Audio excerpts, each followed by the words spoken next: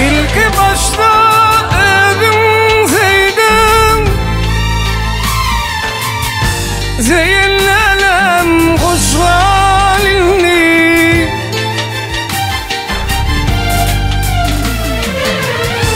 Ayrılıp girdine yanım, ne diyeyim hoş halini.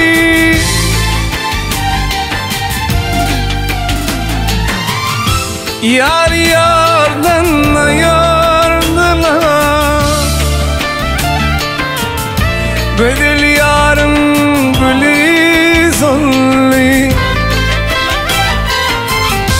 Ayrı düştüm dildarından, ne onlara koydum ben. Yar yardan ayardılar, bedel yarım gülü zolli. Ayrı düştüm dildarımdan, ne onlara koydum dünya.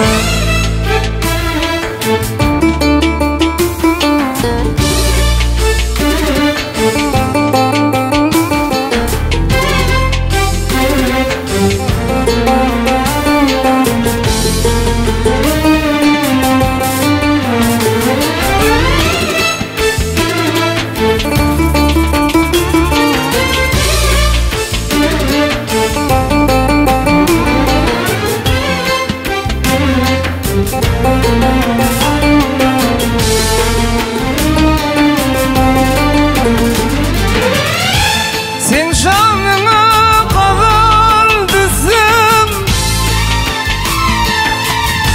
ardın dey bile gitsin.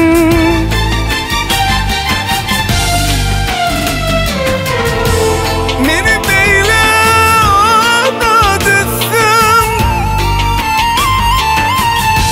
ne deyin ben hoş halini.